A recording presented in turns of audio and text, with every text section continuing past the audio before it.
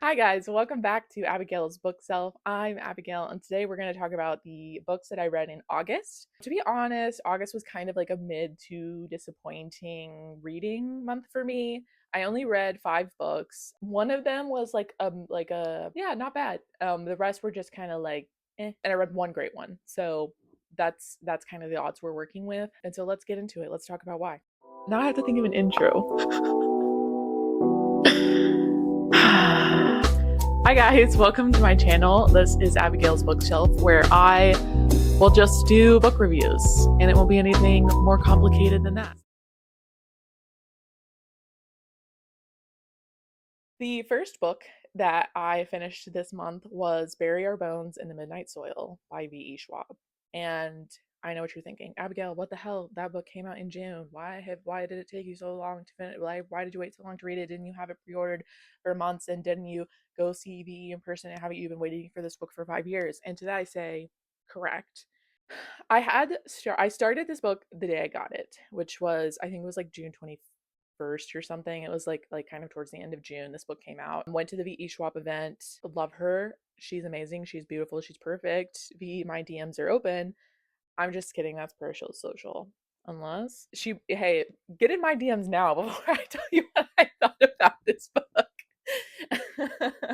I didn't think any bad things. It was one of the disappointing ones for me. So let's talk about why. Bury Our Bones in the Midnight Soil is a, I would say, soft fantasy lit fic about some toxic lesbian vampires.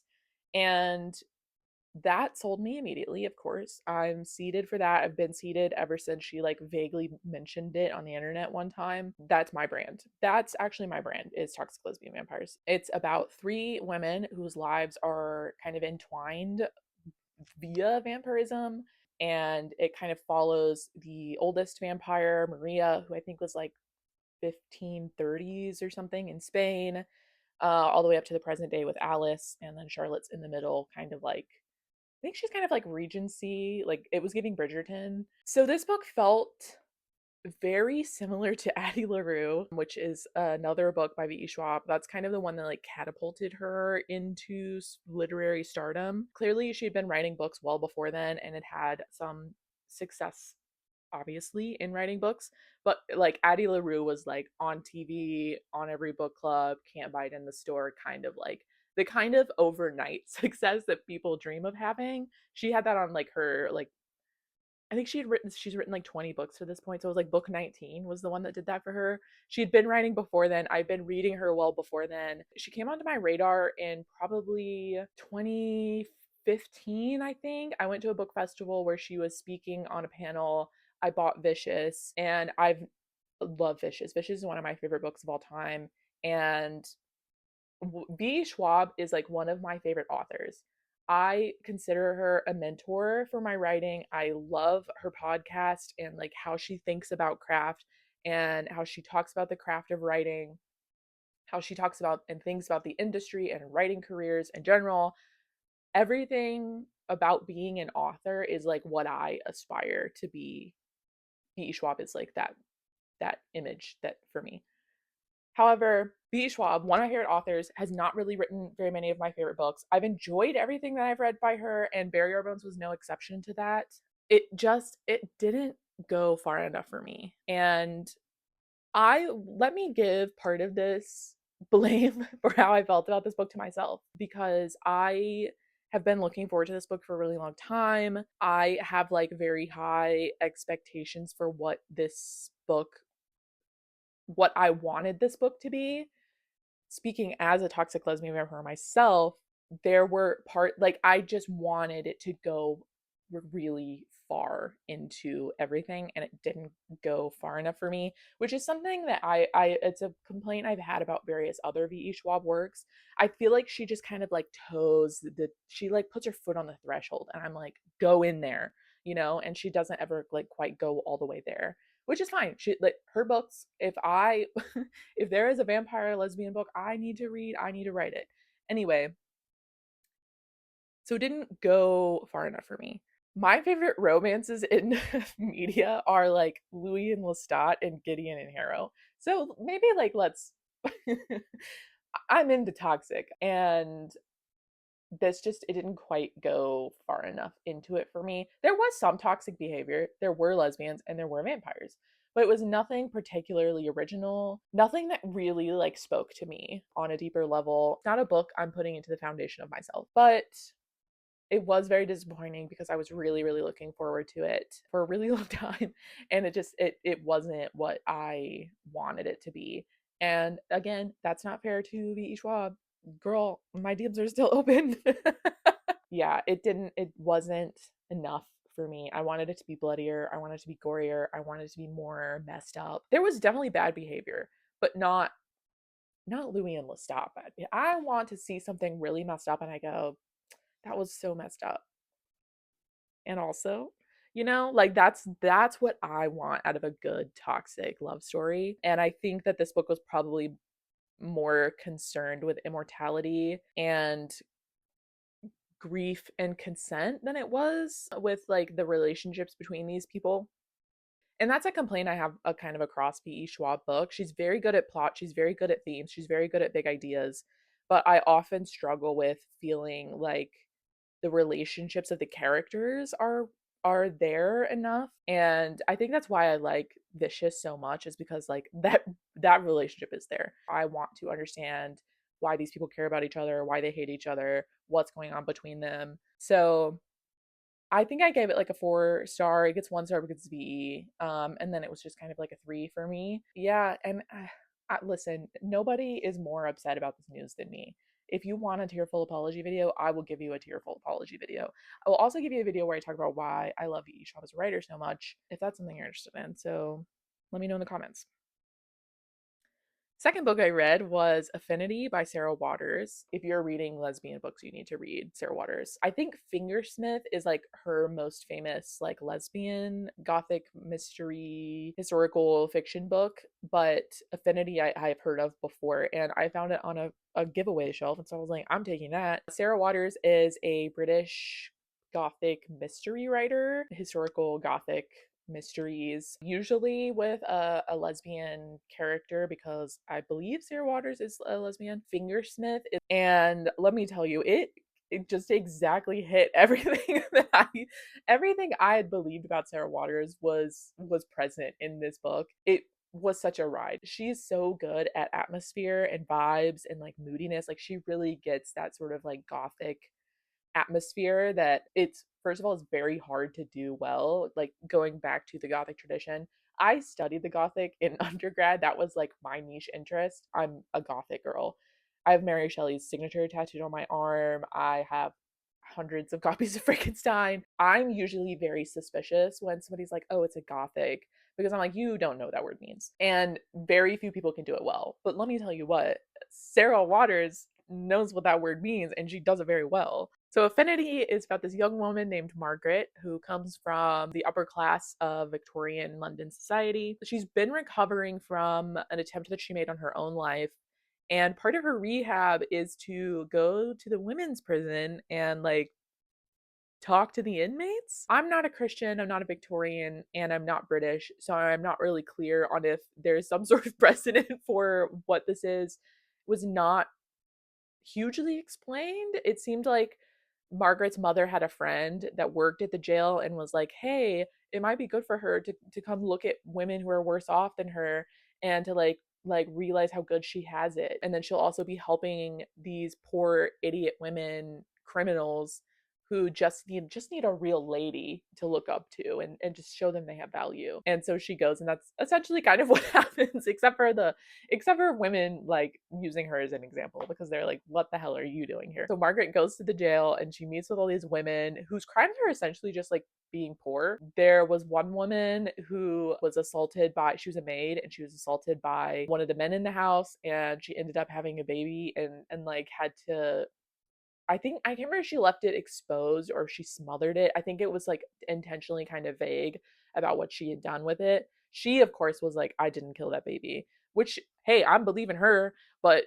that's why she's in jail, because she's a baby murderer. And there's like another old woman who ran a boarding house for girls, and the girls were like seeing men and like having men over to their house to have sex, and they were like, oh, that's a brothel, put the old lady in jail. So it's stuff like that where it's like that really kind of shouldn't be a crime. It's very like morality based crimes, and a lot of the women like very much maintain their innocence. So they're like in the interviews that Margaret has with some of these women, it was interesting to like hear those women recontextualize a lot of maybe myths that we have about Victorian women. So that was kind of interesting to get that kind of glimpse into Victorian society. But essentially, what we expect to happen happens, and Margaret kind of comes away from that saying, like, oh, well, maybe my life wasn't, at least my life isn't this bad. And so, that's Victorian morality for you. But anyway, so there's this one woman there who's like special. She's like different. She's not like the other girls. And by that, Margaret means that she thinks she comes from higher society.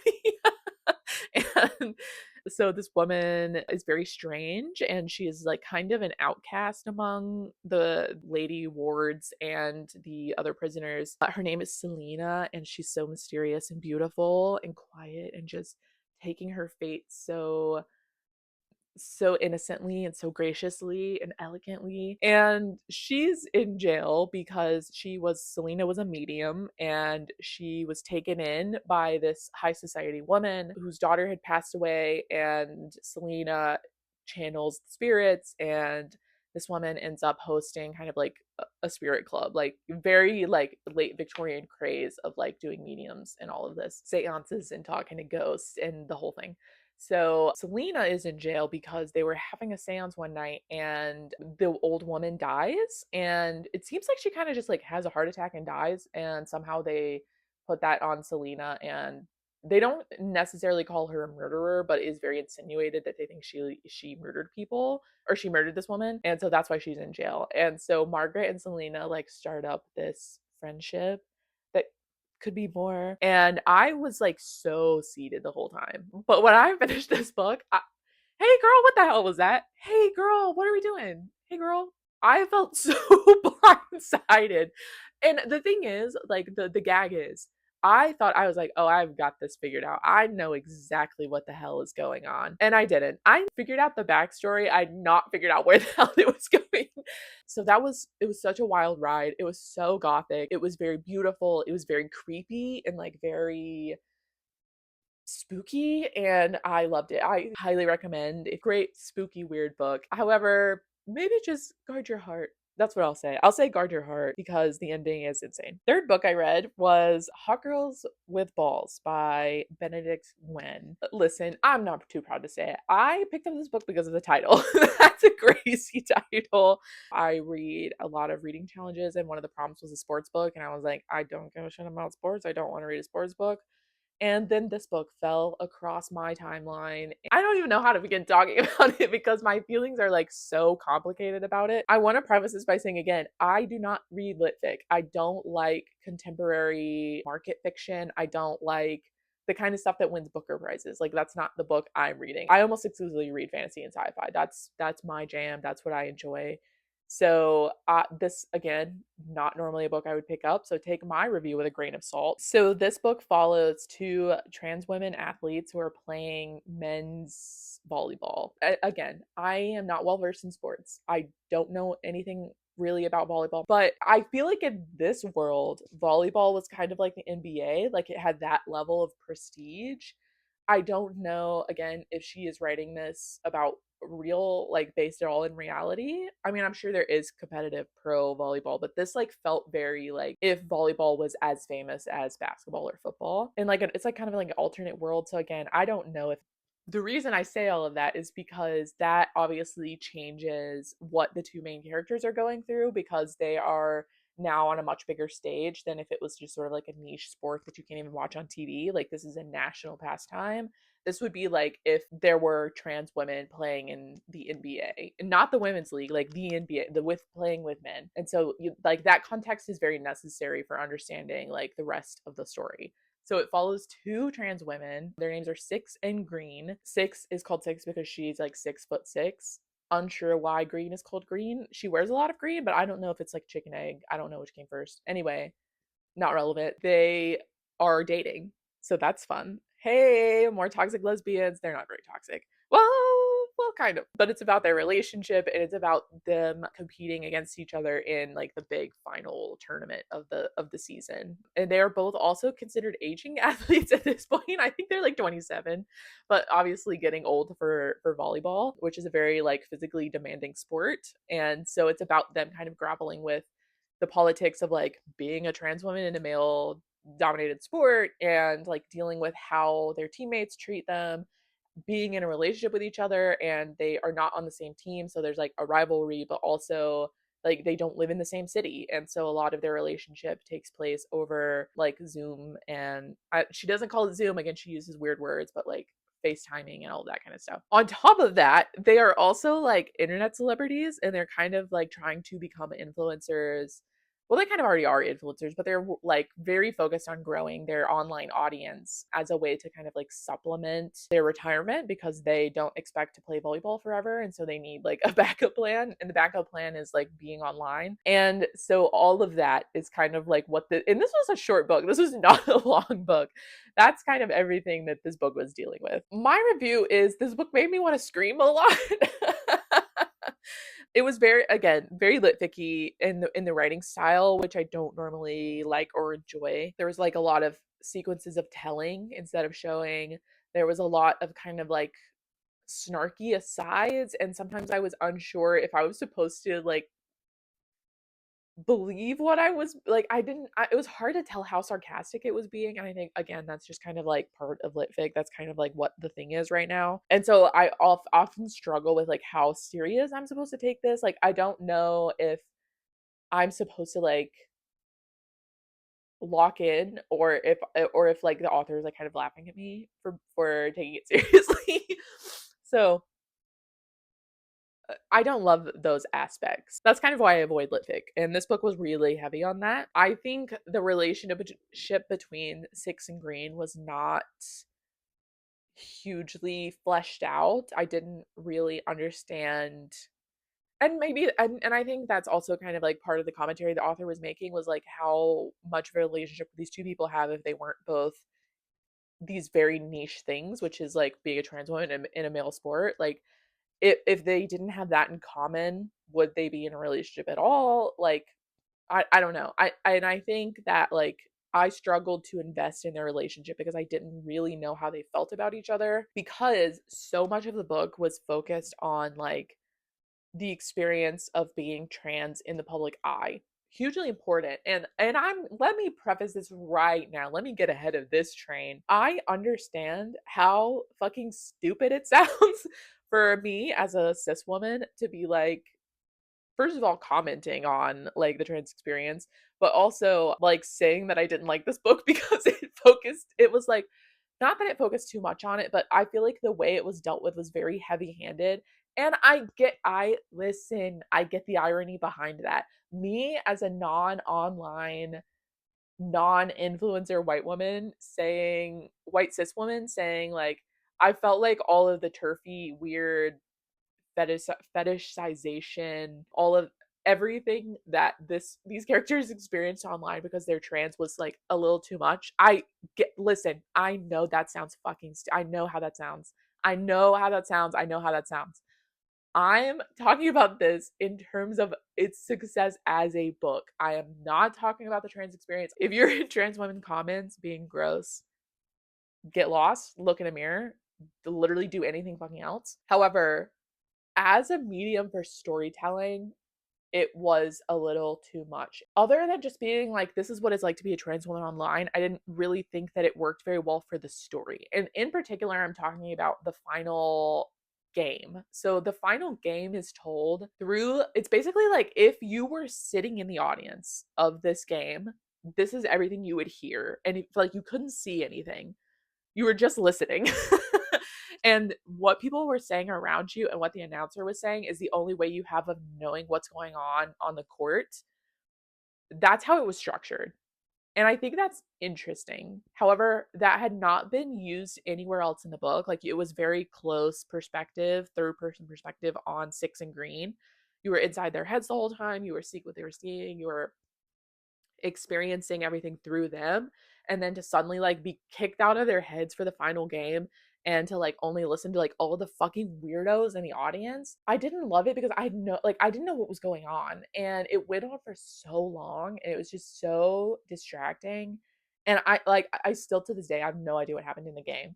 And again, I think all of this is more so talking about, it's more of a commentary on like what it's like to be a trans woman in the public eye. I get that. I get that. I get that. It did do that successfully. I was already writing for trans women, and then to read this, I'm like, please let me be in charge of Instagram. I will change things. But as a vehicle for storytelling, it did not work for me. And again, I know I know how that sounds, but I am a book reviewer. I am commenting on a book. This is how I felt about this book. It is not at all a reflection on how I feel about trans women, not at all a reflection I feel about the author, not at all a reflection on how I feel about the message. Just as a vehicle of storytelling, it did not work for me, and I wish it would have been done a little differently. But and also I really enjoyed the character of Six. I thought Six was a very compelling character. Green I struggled with a little bit more. I understood where she was coming from, but I just didn't feel like she handled things the right way at all. And something she thought, I was like, "Hey girl, let's workshop that. Hey girl, let's think about that a little bit more." And I like that in a character. I like for a character not to be like just compulsively likable. I think that's really boring. I like when a character will say or do something that kind of like rubs me the wrong way, and then that makes me like obviously think deeper about the story. All of this to say, I liked it. I liked it. I think it was interesting. Again, I don't normally read lit fic, but I finished the whole thing. I liked the characters, but I just wanted it to like go a little more into the characters rather than like making this whole kind of sweeping commentary on a sort of social issue. I don't love when books are like super heavy-handed on like making a point. That's how I felt about Hot Girls with Balls. Very fun notification to get in my email. Hot Girls with Balls is ready for you to pick up. Two more books. Both of these were novellas. I read them in the same day. And I'm gonna make a video about novellas because I have a lot of thoughts about them and I have a lot of recommendations because I've started reading them recently. I would say like within the past year, I've made a more concentrated effort to read novellas. And so these are two that I read this month. First one is Tusks of Extinction by Ray Nayler. I love being wrong about books sometimes. I loved this book. I went into it thinking I would not. I was like, this is gonna suck. I'm gonna hate it. I loved it. Sometimes I'm just right, but I do enjoy it. I do enjoy the occasional moment of being wrong. And I was definitely wrong about this one. So this book actually just recently won the Hugo Award. I think it may have won this year. Hugely deserved. Great, great book. And I can say that I think this one deserved to win because I read almost all of the novellas that were nominated for Hugo Awards this year. There was only one that I did not read, but that's just because I couldn't get it from the library. Sorry, listen, I'm not spending $30 on a novella. I'm not doing it. Listen, you got me with Murderbot. You got me with Murderbot. You got me with Nevo's books, but I am not spending $30 on a little tiny book that I'm not sure I'm going to like. Sorry. I don't think it should cost the same amount as a full book. I don't think it should cost. I don't think they should come in hardcover all the time. Sorry. That's how I feel. So I was not buying that book. So I do think this one definitely deserved to win the Hugo Award. I think it was really good. So Tusks of Extinction is a Jurassic Park-esque novella about this woman named Demira who is a wild elephant conservationist. It's a little unclear what I would say that it takes probably place slightly in the future when the wild elephant risk is like even more present and than it is right now. It obviously is a huge fucking deal right now, but it seemed like the tension was up a little higher, and so I would say that this probably is like slightly in the future when things are way more dire for the elephant. And so Demira is wild elephant conservationist and she's killed by poachers. Then that's where we start. She dies. Chapter 2, she is reanimated. Not reanimated. Her consciousness is uploaded into a woolly mammoth. Stay with me. So in this future, and this also, let me be clear. So Demira dies in I would say a near future. Then a couple of 100 years later, maybe 100, but it kind of sounded like maybe more than 100 years have passed, and they've resurrected the woolly mammoth as much as one can do with modern science. They've resurrected the woolly mammoth, but they're having a problem of the fact that they can't release them into the wild because there are no other woolly mammoths to teach the baby woolly mammoths like how to be a woolly mammoth. I'm saying woolly mammoth so many times. I'm so sorry. So Demira's consciousness has been preserved via a sort of like high-tech brain download system where it basically like writes all of her memories onto a computer chip, and then they use that to put it inside the body of, or the brain, I guess, of a woolly mammoth. So she is fully conscious, and she is basically, I think there had been like 2 months had passed between the time that her memories were recorded and she died. So she didn't remember dying, which that's a huge win. She didn't remember dying, but she did not realize that she was dead because her memory ended before she had died. So she is now a woolly mammoth, and it's about her teaching woolly mammoths how to survive in the wild, but more so it's about poaching, and it's about the sort of organization that created the woolly mammoths and put Demira's brain into a woolly mammoth needs funding, and they will get that by any means necessary. It is a very angry book, which I feel like it kind of should be. It's very violent, it's very intense. It was just so, and I think like often when books are so violent and so intense, they often fail to get the emotional side of what's going on. But this book just fucking nailed it. It was so good.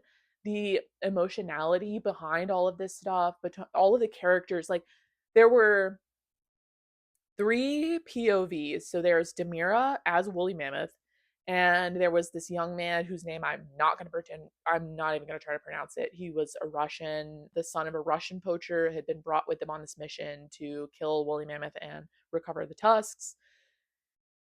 And so he's like 16 and he's on this poaching mission, and it's about him, and it's also about this couple. One is a very wealthy man who likes to do wild game hunting, like big game hunting, and his partner who is not so much into that. And so it's like there's these three desperate stories, and they all come together, and I felt like every line of the story was so fleshed out. This book is like 200 pages.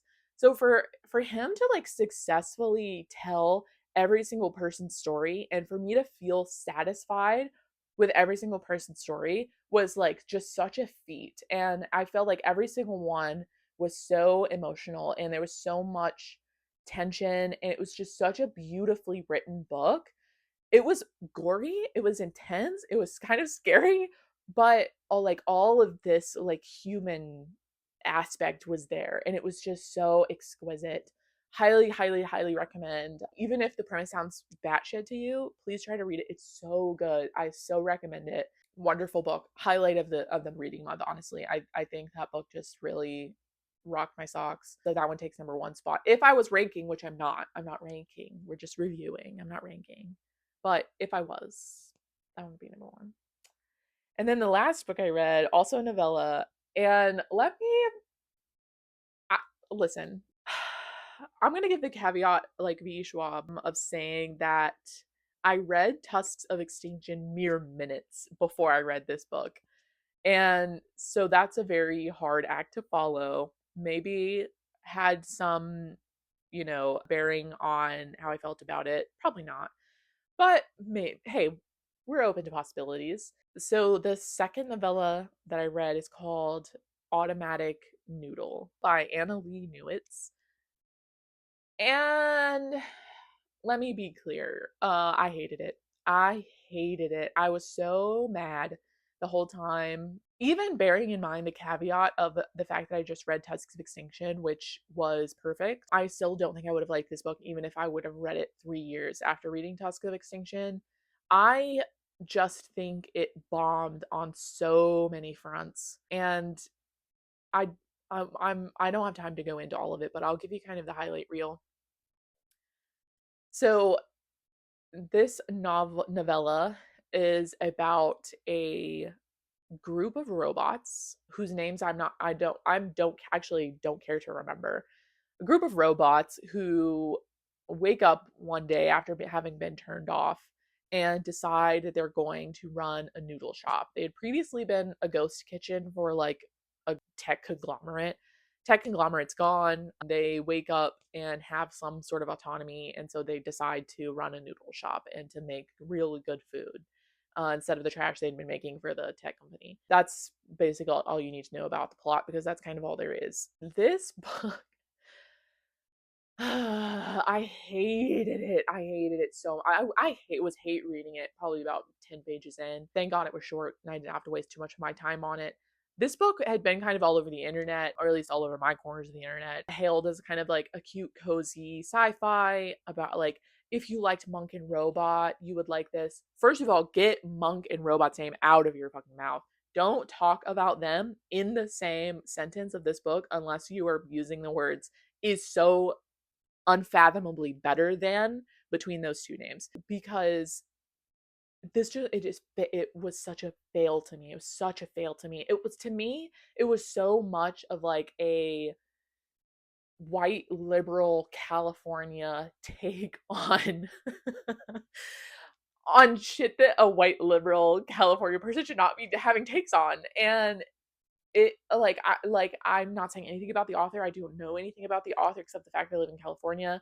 I don't care to know anything about it. The politics of this story came through and they were so offensive to me that I just can't I can't even form words right now. I'm so annoyed with this whole book. So you have the premise.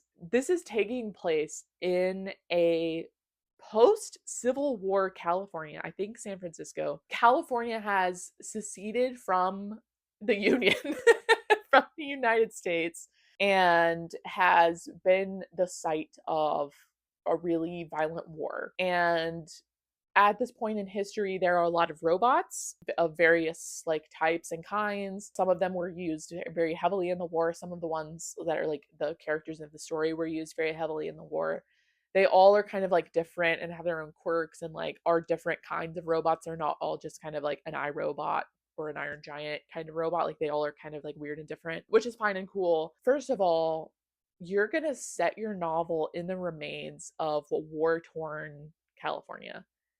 I don't know when this person started writing this book, but when there are like images of Gaza on TV being starved, going through active genocide, being bombed and ignored by every major power in the world, writing a book about robots who started a noodle shop in the rubble is crazy to me. And again, I don't know when this person wrote this book. I don't know if they had any of that in mind, but like that was the sort of cognitive dissonance that I was dealing with. Like I could not read the descriptions of like bombed San Francisco without thinking about all of this horrible shit we're seeing from Gaza every day. And so it just felt so fucking weird to me to be reading that. And then on top of that, this has like been the site of like this really violent and intense war. They don't talk about humans at all. Like humans are never, the human cost of this war is never mentioned. The war is just like something she uses to give these robots backstory. The human toll of it is never mentioned. All of the humans that are mentioned, which are not very many of them, are just kind of like mentioned in passing. And so you don't actually know that much about like the horrible shit they would have just gone through. Like this wasn't a distant war. This war had just been over like maybe a year or two. It was just so weird. It was so weird. And then for in particular for it to be like they want to run a ghost kitchen just because they want to make good food. Again, like there's starvation going on in Gaza. Like it was weird. That was the cognitive dissonance that I was feeling reading this book. I do not know the author's intentions. I don't know when the author was writing this. I don't know what the author has said about this since. That's how I felt. I felt weird about it. These robots weren't like trying to like feed the refugees of this war. They weren't trying to like put their society back to rights. They just like wanted to make noodles. And it was just so fucking weird to me. Then on top of that, again, like I said, humans are not mentioned. There is one human that's in the story, and he just sleeps in the corner of the ghost kitchen like a fucking dog. They never talk about his backstory. They never, like, he never gets to become a whole person. He's literally treated like a robot would be treated. And it was so bizarre. Like this guy had obviously been homeless and been like suffering through a lot of stuff, and they just like never talk about it. He's just like just some kind of like funny guy in the corner that can't listen to the robot conversation because he doesn't have computer chips in his head. So it was so bizarre. It was so bizarre. It and I think like the my brain is short circuiting because I'm just so annoyed. Like I keep thinking of other things that were so fucking weird about this book. The idea is that like these robots are I think supposed to thematically stand in for like immigrants in like real human immigrants in California and how they are treated by society because they don't if they weren't like illegal. Again, weird time to be talking about this and using robots instead of real people when this is like actively going on in our country where ICE is like arresting people for no reason, and like there's this whole campaign of terror against immigrant populations in our country, especially in California. So weird. So weird to be using robots and being like, maybe we should care about immigrants. So weird. And all of these robots have like really bizarre human storylines. And it's like, well, then why don't you just write these about humans? Like, why are these robots? Why aren't they just people or cyborgs? Or like why go to the trouble of like translating this real human struggle onto robots that don't exist? Like it was so bizarre and it was handled so flippantly and so like almost like morally superiorly. Like this there was so much hate against the rest of the like connected United States that were like are like the enemy country, and there's like absolutely no regard for like the rest of the billions of people that live in the United States that maybe don't want to and who are also like facing the same sort of subjugation and like reigns of terror as like the Californians were before they seceded. Like there was no sympathy for people who were all like the other victims of like the United States military industrial imperial complex, and it was just so fucking weird. It was so weird. It felt like I grew up in the South, and one of the things that I grew up always hearing was like, oh, people in California think they're so much better than us. They don't give it, they think they're so smart and blah. And this like felt like that. Like this book felt like every evil stereotype I had heard as a Southerner growing up about California. And that's not a compliment. Like that was like derogatory, derogatory, derogatory.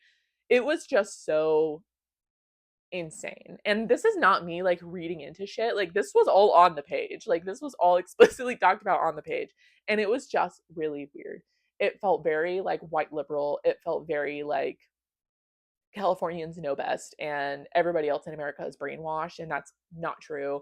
And like it just was like so bizarre to have like read in this particular time period when all of this like stuff is going on in the world, and you're writing about robots and like giving robots rights, but all the robots are just basically humans. So what makes them robots? Like why make them robots and not people? Like why not? I didn't understand why we were talking about robots so much. And like on top of all of that other kind of social shit going on, there's also this conversation about AI and AI stealing shit from people, and AI being used to like take people's jobs, and AI being used to like do all of this nefarious shit, which was kind of mentioned, but they were like, well, some robots are good. They're robots. They're programmed. They're not people with like consciousnesses and like it just was so like I don't know what they thought they were doing. Elon Musk could have written this book is what I'm saying. What I'm saying is I feel like Elon Musk could have written this book and I would be like, yeah, of course, that's what he believes. So hey, take that with that's how I felt about this book. I hated it. I'll try not to ever talk about it again. I won't promise that. It was a nightmare. Did not like it. Again, these are reviews on the books themselves, the words on the page. They are not commentary on social events. They're not commentary on the authors. They're not commentary on the author's identity. This is just what I felt reading this book, knowing nothing about the authors. Nightmare. Nightmare fuel. Hated it, hated it, hated it. It's 0 stars. Why is no one talking about how like fucked up this book is? Don't know. It's just me. Just me out here being a bitch online. That's what I read in August. I'm looking forward to September being better. I have a TBR. I'm going to the beach next weekend, which is famously where I get most of my reading done. So I'm really excited to sit on the beach and go through my TBR. So coming up in September, couple of things. Least important would be my birthday, but I will probably be doing a video, probably a two-parter about 30 books that meant a lot to me as a person and like formed my identity in honor of turning 30 in September. Then I'm going to the beach, so there will be a beach reading vlog coming up soon. And then finally, September is this is the most important thing that ever happens in September. It's the reason September is so near and dear to my heart. September is getting the ninth reading time. Every September I read Getting the Ninth because that's the month that I first read it, and it's my favorite book of all time. And so I probably will also be making a video series about Getting the Ninth. I don't think that will be a September project. I think that will take longer, but I will be reading it. So just think of me enjoying my life in September. And more videos to come. Thanks for hanging out. If you've read any of these books that I mentioned, please tell me in the comments what you thought about them. Tell me if you think I'm crazy. I really don't want to come across as like being hypercritical of stuff, but like that's just like even stuff I love, I'm critical of. That's just how my brain works. I like to pick things apart and see how they work and why. And so that's just, even if I'm like, I feel like this wasn't done successfully, I can still be like, I liked the book though. So, that's maybe you're kind of picking up on that, but yeah, so that was August, hoping for better in September, knowing better is coming in September. I hope you guys all have a lovely beginning to your fall season. It's fall season in North America, so that's so exciting. And yeah, I'll see you next time. Bye.